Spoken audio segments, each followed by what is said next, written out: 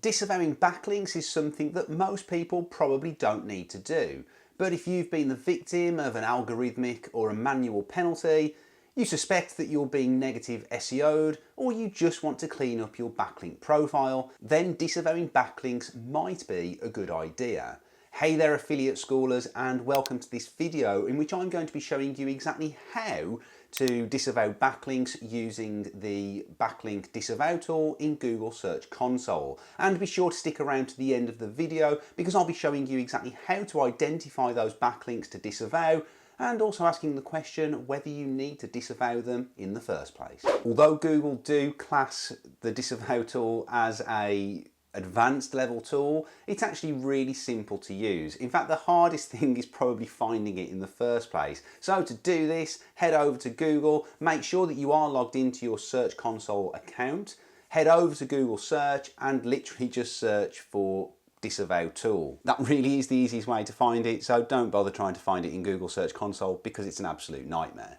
So once you find the disavow tool, you're going to click into it, and that's going to bring you to a page that looks like this. Make sure you read the cautionary message here from Google that does say that this is an advanced feature and only use it with caution. Obviously, if you do disavow a load of domains that should be pointing to your website, then you could impact your rankings negatively. So do take heed of that. But for most people, it's pretty straightforward and self-explanatory on how to use the tool. They do also say that if you have a manual action or against your site for unnatural links, that is probably the time to use the tool. You're going to see a drop-down menu with all of your domains in. You're going to select the domain that you want to use. Now, this only works at URL level. So in Google Search Console, if you have registered your domain as the entire domain and you've not got it in there as a specific URL, then it's not going to let you do that, and it will show you the option, but it will tell you that it won't work. So you will need to have added the specific URL that you want to disavow for rather than just the whole domain. So you'll see this, and then what you need to do is create a TXT document that's going to be uploaded, and you're going to upload here. If you have previously uploaded a disavow file, then it will tell you that here, and you can download it, and then you can just add to it. The easiest way to create the disavow file is to create a Google Doc, and this is the format that I use. So I'll start off with a hashtag, and then just to say that this is my disavow file. So none of this is actually going to be used within the disavow tool. This is just for your own information, so you can write whatever you want after this hashtag, and then you can disavow at domain or URL level, and I tend to go with domain, and then we'll pop the domain in there that we want to disavow. Now for this example, I'm just going to use this one domain that I've found. I'm going to download it as a plain text file, and now I'm going to upload that.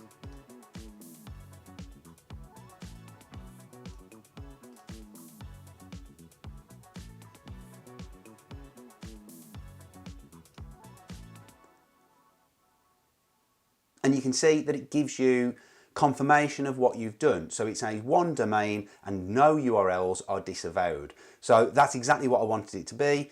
If I'd put 10 domains on, it would say 10 domains and 0 URLs are disavowed.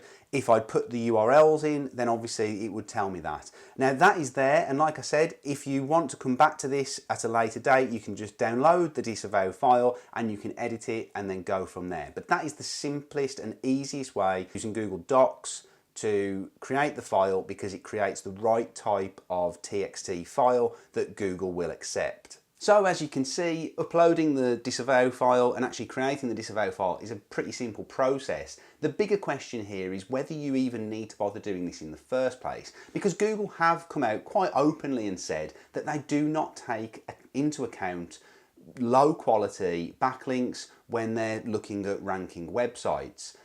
But if you have been the victim of a negative SEO attack, or if you feel that you've got some dodgy backlinks that might be holding you back in the rankings, or if you have maybe partaken in some dodgy black hat practice in the past and you want to future-proof yourself against that, then you might want to consider using the Disavow tool. My advice here is that unless you are sure that you really need to disavow, then you probably don't need to. So it's probably not something that the majority of you are going to need to do, and it's not something that I tend to do on most of my sites.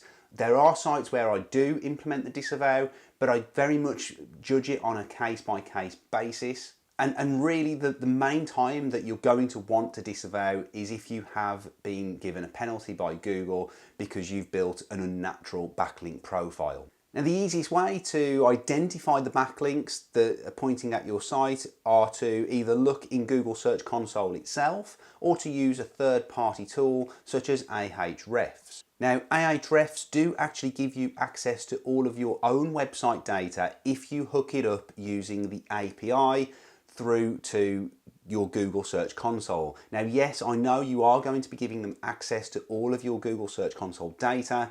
Now, personally, I don't see that as being a huge issue. Some people will get paranoid about it and not want to share certain bits of data, but to be honest, Ahrefs is such a robust tool that they have access to most of the backlink data at least. Yes, you're giving them access to your search data and your impressions and your hits, but I don't see that as a huge issue, to be honest. So once you're in Ahrefs, you're going to want to scroll through the backlinks, looking for low DR and low traffic domains, or anything that looks suspicious in terms of anchor text. Here you want to think low relevance, foreign language, or spammy terms such as references to Viagra or Louis Vuitton handbags. I don't know why Louis Vuitton handbags is always such a spammy term, but it always seems to be there. So if I give the example of my Coffee Grind Guru website and I go in and take a look at the backlinks, we can see there are actually 1,600 backlinks from 634 referring domains. Now, this was a website that I bought, so there was a lot of backlink history prior to me buying this website. Now, I've not actually gone through and conducted a full audit of the backlinks in terms of looking for particularly spammy links. So let's go and have a look and see if we can identify anything in there now that might be worth adding to the disavow, and I'll show you exactly how I do that. So the first thing I'm going to do is I'm going to sort by low DR.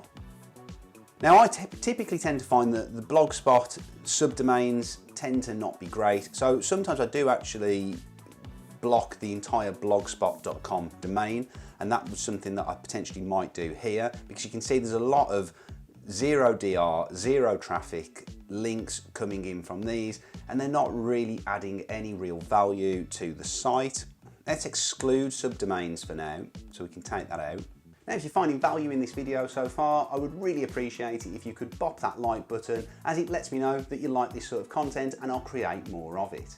And we can see here that, we've got a lot of links from these coffee sites here. Coffee Aces, Coffee Highest. They're low DR, they're low traffic, but they look pretty harmless to me. There's no real concern in terms of the anchor text, so I'm not going to bother disavowing those. And obviously they're very highly relevant. So although they're not probably giving me any real value in terms of rankings, they're not causing me any real cause for concern.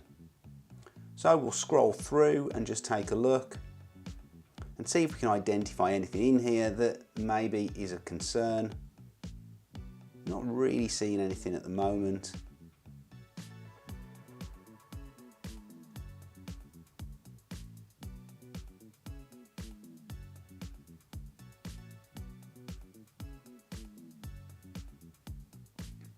So this is probably the first site that I'm not particularly happy with there being a link from, which is cryptocount.com. It's probably not causing me any real issues, but do I really want a link from a crypto website? Probably not.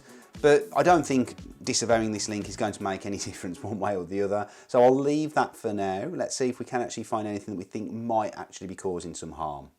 I'll tell you what we're going to do actually. We'll look for do follow links. Again, there's nothing really massively concerning here. I mean, in terms of the anchor text, there's nothing to worry about. And because these are such low DR sites, I don't think they're going to make a difference one way or the other, to be perfectly honest. That's just a tag. Probably not too happy with that one. Again, this is a foreign language website, so it's not, you know, in the language of our website and that we're looking to rank for. So let's take that one and we'll add that to our disavow list here.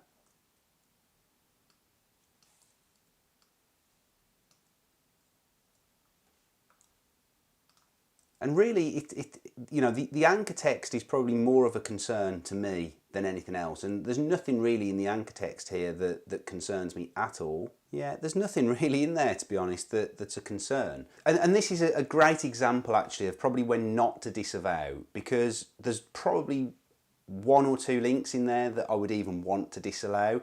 And in the grand scheme of things, amongst 600 referring domains, that is not going to be an issue at all. So unless this website suddenly had a penalty given to it, then I'm not going to worry too much about that. So as mentioned previously, it doesn't make sense to disavow links for the vast majority of people, and my advice really would be not to bother unless you're really concerned or that you have had that dreaded email from Google to say that you've been hit with a penalty. And if you aren't sure whether you're using Google Search Console 100% to its max, then you want to watch this video next, because I explain exactly how to set up Google Search Console, how to have it working at maximum efficiency for you and for your SEO, and it's definitely worth a watch. So go and watch that next. Guys, thank you very much for watching and good luck with your projects.